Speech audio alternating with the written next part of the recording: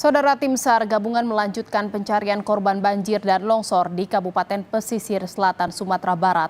Hingga saat ini total korban meninggal yang sudah ditemukan berjumlah 26 orang dan 3 lainnya masih dalam pencarian. Sebanyak 120 personel Tim SAR gabungan kembali melanjutkan pencarian korban banjir dan longsor di Kabupaten Pesisir Selatan, Sumatera Barat pada Senin pagi. Pencarian difokuskan di daerah Tarusan, Kecamatan Sutra, Kecamatan Bayang. Sejauh ini masih ada 3 orang yang masih dinyatakan hilang. Pencarian dilakukan di Kecamatan Sutra, Kecamatan Tarusan, dan juga Kecamatan Bayang. Total korban yang sudah ditemukan ada 26 orang dan dalam kondisi meninggal dunia. Saat ini sampai tanggal 11 Maret 2024 korban yang meninggal 23 orang dan dalam pencarian 6 orang. Saudara, di Kabupaten Padang Pariaman, warga yang terdampak banjir sebanyak 3.421 jiwa. Sementara korban meninggal ada 3 orang. Sejauh ini belum ada warga yang dievakuasi. Sementara di Kabupaten Pesisir Selatan, terdapat 529 jiwa berhasil dievakuasi dari 74.934 jiwa yang terdampak. Korban meninggal di Kabupaten Pesisir Selatan sebanyak 23 orang dan 3 lainnya masih dalam pencarian. Dan saudara, untuk mengetahui perkembangan terkini proses pencarian korban banjir dan longsor di Kabupaten Pesisir Selatan, Sumatera Barat, sudah bergabung bersama Indonesia Update Pak Ilham Wahab, Kabid Rekonstruksi dan Rehabilitasi BPBD Sumbar. Selamat sore Pak Ilham, terima kasih atas waktunya sudah menyempatkan waktu berbincang bersama kami di Indonesia Update. Pak Ilham, saya ingin mengonfirmasi terlebih dahulu, total saat ini korban yang meninggal ada 26 orang dan yang masih dalam pencarian ada 3 orang. Begitu Pak Ilham? Ini ada sedikit kekeliruan mungkin. Jadi korban yang meninggal itu di pesisir selatan ada 23 orang. Kemudian yang masih dicari itu ada 6. Kemudian yang meninggal di Kabupaten Padang Pariaman ada 3 orang sudah ditemukan, yang 2 orang mengalami luka-luka. Itu Pak. Jadi yang saat ini masih dicari ada 6 orang di pesisir selatan? Ya, bukan 3 ya Pak ya?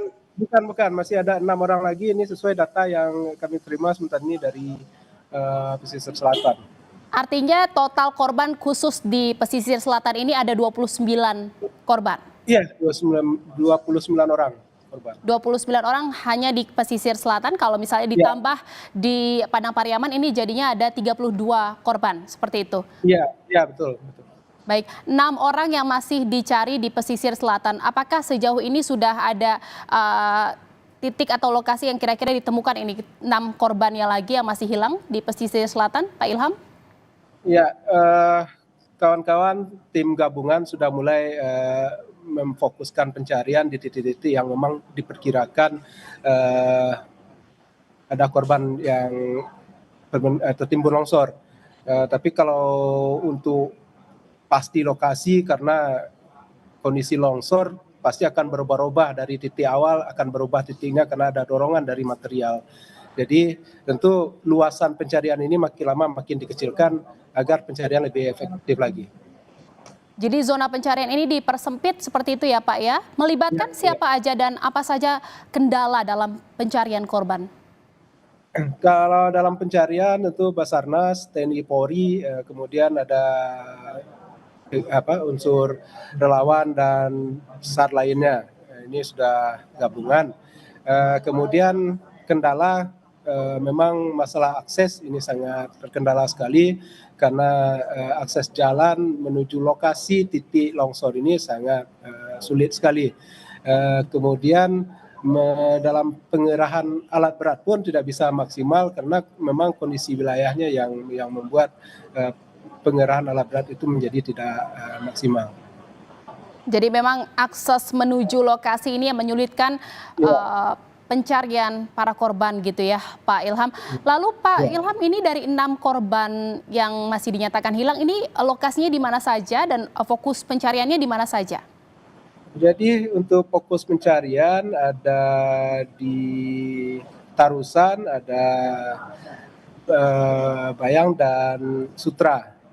Jadi memang titiknya agak sedikit menyebar nih.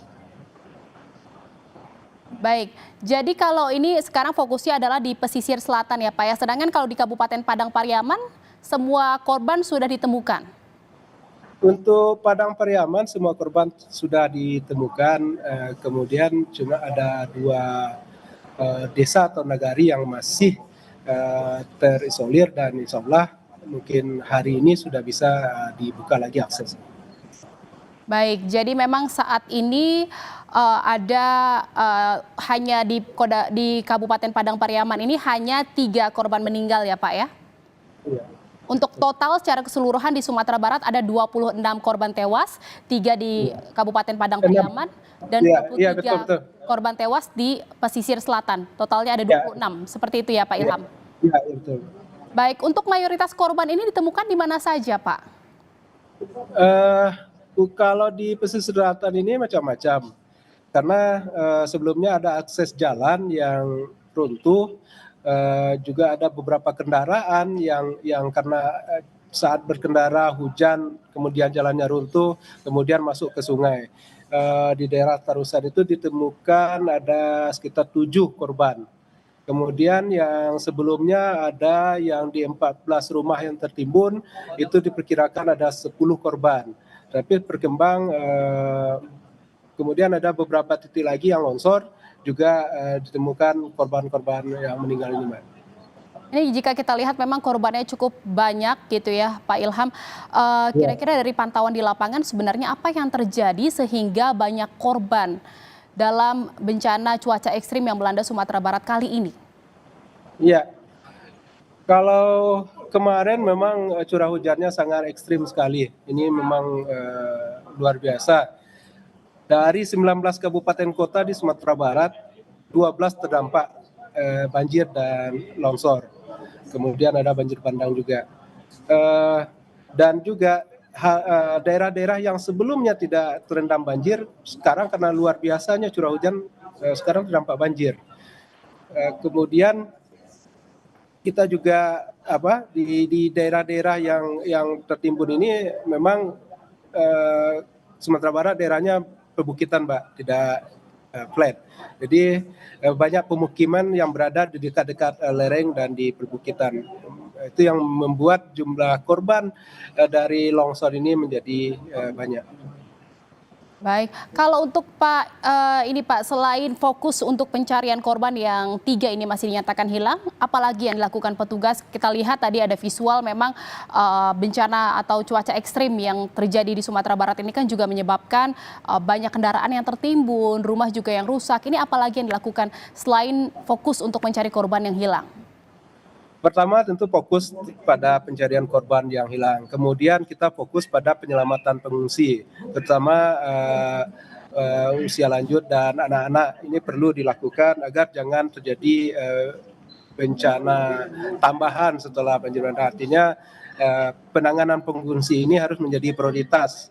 Kemudian di samping penanganan pengungsi tentu infrastruktur yang rusak seperti jalan, jembatan, minimal aksesnya sudah bisa dilalui kembali. Karena kalau infrastruktur ini tidak segera ditangani walaupun itu penanganan darurat, tentu ini akan menambah parah lagi kondisi-kondisi kita. Apalagi sekarang masih curah hujannya potensi curah hujan masih ada, tentu ini akan menjadi tambahan bahaya bagi kita.